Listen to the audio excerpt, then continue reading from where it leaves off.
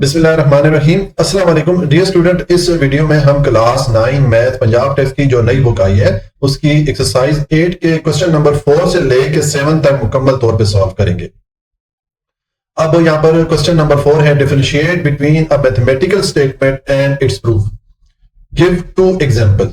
यहाँ पर हमने डिफरेंस बताना है कि मैथमेटिकल स्टेटमेंट क्या होता है और इसका प्रूफ क्या होता है। ठीक है, इसमें हमने डिफरेंस या फर्क बताना है, फिर हमने ये मैथमेटिकल स्टेटमेंट के 2 एग्जांपल भी देनी है। ठीक है, तो देखें इसको सोल्यूशन है। पहले हम मैथमेटिकल स्टेटमेंट को एक्सप्लेन करते हैं। ये मैंने जो पहली वाली वीडियो एक्सरसाइज की रिकॉर्ड की थी वहां पर मैंने इसको डिटेल से एक्सप्लेन किया हुआ था कि मैथमेटिकल स्टेटमेंट ऐसी एक्सप्रेशन होती है जो कि या तो ट्रू होती है या फॉल्स होती है। एक ही वक्त में कोई एक्सप्रेशन या सेंटेंस जो है वो दोनों चीजें उसमें नहीं पाई जा सकती, यानी कि एक ही वक्त में वो ट्रू और फॉल्स नहीं हो सकता, या तो वो ट्रू होगा या फॉल्स होगा। ठीक है, तो देखिए इसको हम पढ़ते हैं। A mathematical statement is the expression which may be true or false but not both। ठीक है, वही बात होगी कि मैथमेटिकल स्टेटमेंट ऐसी एक्सप्रेशन होती है कि जो या तो ट्रू होगी या फॉल्स होगी, लेकिन दोनों चीजें एक वक्त नहीं हो सकती। ठीक है, अब नेक्स्ट है मैथमेटिकल प्रूफ। ठीक है, तो देखिए जब ये मैथमेटिकल स्टेटमेंट को कुछ प्रूफ, कुछ सबूतों के साथ वेरीफाई कर दिया जाता है, इसकी तस्दीक कर दी जाती है, तो उस चीज को कहते हैं कि ये इसका मैथमेटिकल प्रूफ है, ये इस स्टेटमेंट को हमने प्रूफ कर दिया। ठीक है,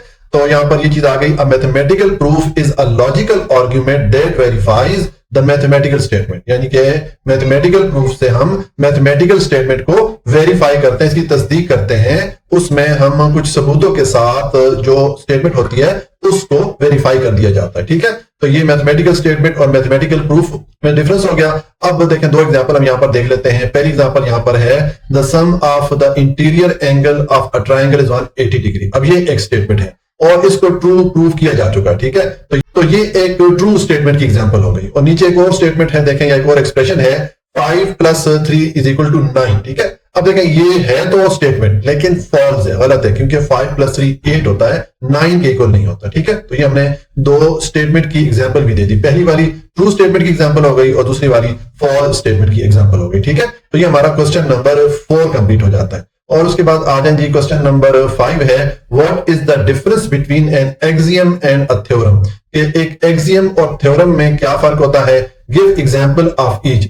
इन दोनों की हमने एक एग्जांपल भी देनी है। ठीक है, तो देखिए पहले हम एक्सियम को एक्सप्लेन करते हैं। एक्सियम को मैंने जो चैप्टर जो इस एक्सरसाइज की जो पहली वाली वीडियो थी वहां पर डिटेल से मैंने एक्सप्लेन किया हुआ है, एक्सियम को भी और थ्योरम को भी। एक्सियम वो मैथमेटिकल स्टेटमेंट होती है जिसको के प्रूफ करने की, साबित करने की हमें जरूरत नहीं होती, हम उसको पहले से ही सही मान रहे होते हैं। हमारे पास कुछ ऐसी शवाहिद होती हैं, कुछ ऐसा डेटा होता है उस चीज के बारे में या उस स्टेटमेंट के बारे में कि हम उस बुनियाद पे हम कहते हैं कि ये जो स्टेटमेंट है ये ट्रू है। ठीक है, अब इसकी मैं यहाँ पर डेफिनेशन पढ़ता हूं कि a mathematical statement that we believe to be true without any evidence और रिक्वायरिंग एनी प्रूफ। कि एक्सियम ऐसी मैथमेटिकल स्टेटमेंट होती है जिसको कि हम सच मानते हैं बगैर किसी एविडेंस के देने के, बगैर कोई शहादत पेश करने के या कोई भी प्रूफ या सबूत मुहैया करने के। ठीक है, अब इसकी देखिए एक एग्जांपल भी मैंने यहाँ पर लिख दी कि a straight line can be drawn between any 2 point. अगर हमारे पास 2 पॉइंट हो तो उनके दरमियान एक स्ट्रेट लाइन लगाई जा सकती है। ठीक है, तो अब इस चीज को प्रूफ करने की जरूरत नहीं है, हम जानते हैं अगर 2 पॉइंट हो तो उसके दरमियान एक ही स्ट्रेट लाइन लगाई जा सकती है। ये एक्सियम की एग्जांपल हो गई। और उसके बाद आ जाए थ्योरम पे। थ्योरम है a mathematical statement that has been proved true based on previous known fact. ठीक है, यहां पर मैंने N और W लिख दिया, यहां पर साथ N भी लिख दिया। ठीक है, प्रीवियस नोन फैक्ट, यानी कि ऐसी मैथमेटिकल स्टेटमेंट जिसको के कुछ सबूतों के साथ, कुछ फैक्ट, कुछ फिगर के साथ ऑलरेडी प्रूफ कर दिया जाता है, सही साबित कर दिया जाता है। ठीक है, तो उस स्टेटमेंट को फिर हम थ्योरम कहेंगे। एक्सियम में हम जो स्टेटमेंट होती है उसे हमें प्रूफ करने की जरूरत नहीं होती। थ्योरम में हमारे पास जो स्टेटमेंट होती है उसको प्रूफ कर दिया जाता है कुछ सबूतों के साथ, कुछ फैक्ट के साथ। ठीक है, तो अब इसकी यहां पर एग्जांपल देखें, the sum of the interior angles of a triangle is 180 degree.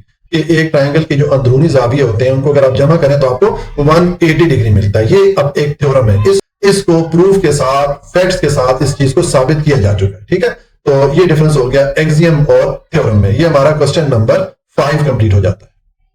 अब क्वेश्चन नंबर 6 है, what is the importance of logical reasoning in mathematical proof. के मैथमेटिकल प्रूफ में लॉजिकल रीजनिंग की क्या इंपॉर्टेंस है, यानी कि हम जब मैथमेटिक्स में कोई चीज प्रूफ करते हैं तो उसकी हम कुछ रीजनिंग देते हैं, कुछ फैक्ट फिगर पेश करते हैं, कुछ उसके शवाहिद या दलाइल पेश करते हैं, जिसकी बुनियाद पे हम कहते हैं कि ये जो मैथमेटिकल प्रूफ है ये सही है। ठीक है, तो इसकी क्या, तो ये जो लॉजिकल रीजनिंग है इसकी क्या इंपॉर्टेंस है। ठीक है, give an example to illustrate your point, और हमने इस चीज को साबित करने के लिए एक एग्जाम्पल भी देनी है। ठीक है, तो देखिए इसका सोल्यूशन है, मैंने लिखा है logical reasoning is important in mathematical proof.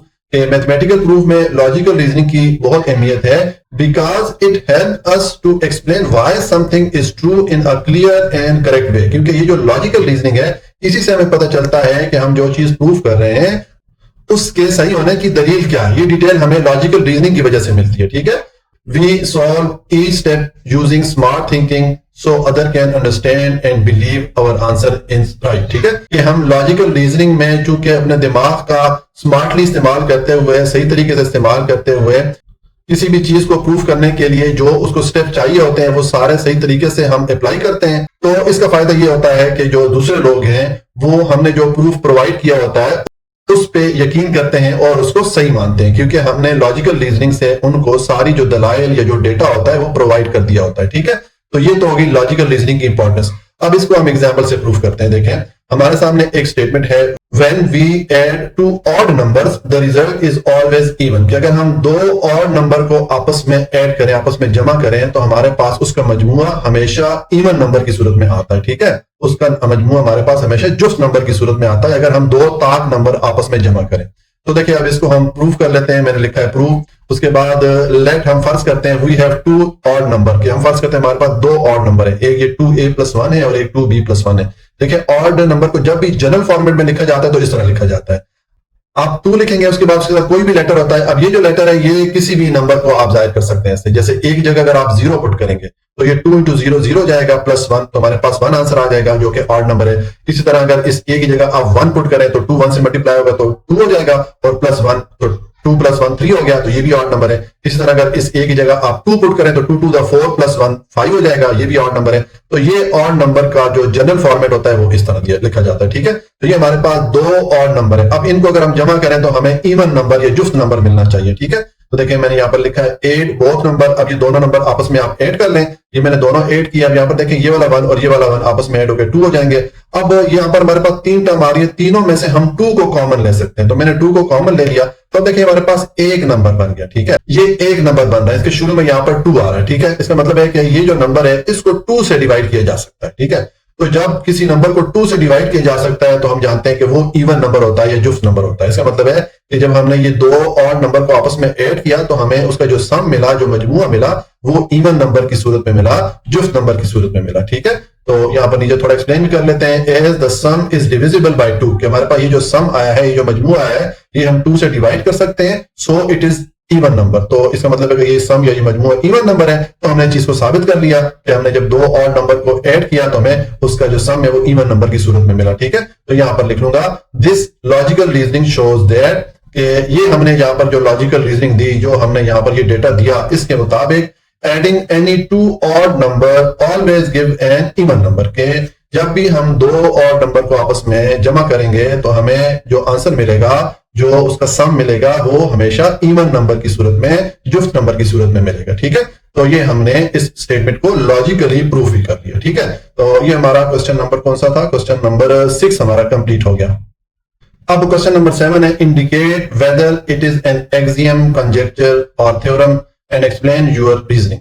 यहाँ पर हमें 3 पार्ट में 3 स्टेटमेंट दिए गए हैं, तो हमने देखना है कि ये जो स्टेटमेंट है ये कौन सी टाइप की, क्या ये एक्सियम है, क्या ये कंजेक्चर है, या क्या ये थ्योरम है। ठीक है, तो अब ये नंबर 1 है, यहाँ पर देखें ये हमारे पास स्टेटमेंट है, थ्रू एनी 2 पॉइंट के दो अगर हमारे पास पॉइंट हो, there is exactly 1 straight line, तो उनको हम एक स्ट्रेट लाइन से आपस में ज्वाइन कर सकते हैं दोनों पॉइंट को। ठीक है, तो ये हम पीछे पढ़ के आए थे कि इसको हम एक्सियम बोलेंगे, क्योंकि ये अंडरस्टूड बात है कि जब भी आपके पास 2 पॉइंट होंगे तो उनके दरमियान एक ही स्ट्रेट लाइन लगाई जा सकती है। ठीक है, इस चीज को प्रूफ करने की जरूरत नहीं है, हमें इस पे पहले से यकीन है। ठीक है, तो इस स्टेटमेंट को फिर एक्सियम बोलते हैं। एक्सियम में हमें जो स्टेटमेंट दी जाती है उसको हम पहले से सही मान रहे होते हैं, जो हमारे पास उसके बारे में पहले से मालूमात होती हैं, उन मालूमात की बेसिस पे हम जो एक्सियम वाली स्टेटमेंट होती है उसको पहले से सही मानते हैं। ठीक है, उसको हमें प्रूफ करने की जरूरत नहीं पड़ती। तो ये एक एक्सियम है। अब इसकी रीजनिंग या वजह भी बता देते हैं कि ये क्यों एक्सियम है। तो नीचे मैंने लिखा है, this statement is accepted by everyone without any proof. ये स्टेटमेंट जो है बगैर किसी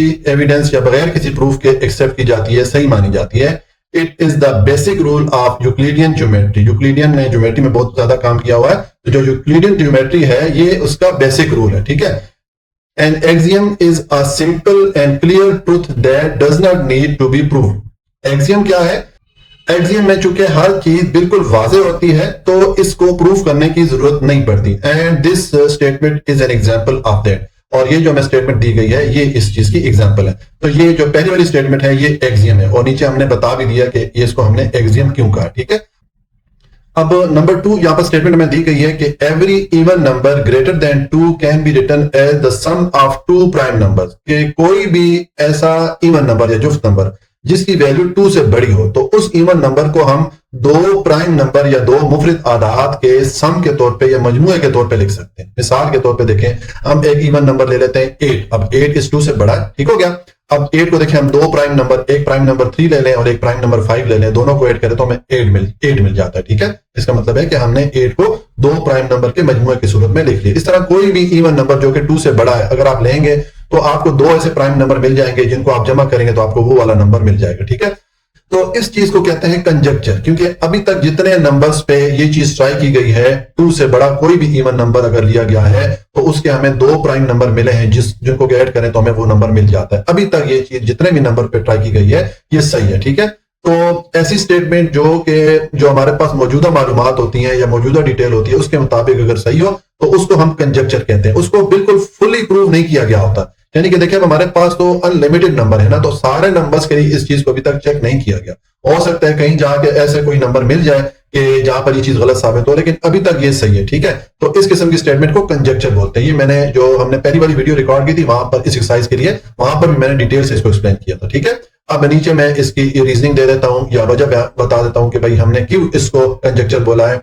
this statement is called Goldberg conjuncture. ये जो स्टेटमेंट है इसको गोल्डबर्ग कंजक्चर कहा जाता है। गोल्डबर्ग एक साइंटिस्ट था। It has been checked for many number, और ये बहुत सारे नंबर्स के लिए इसको अभी तक चेक किया गया है, and seems to be true, और ये सही इसको पाया गया, ठीक है। But no one has fully proved और डिसअप्रूव्ड इट येट। लेकिन किसी ने भी इसको बिल्कुल सारे नंबर्स के लिए अभी तक चेक नहीं किया, ठीक है।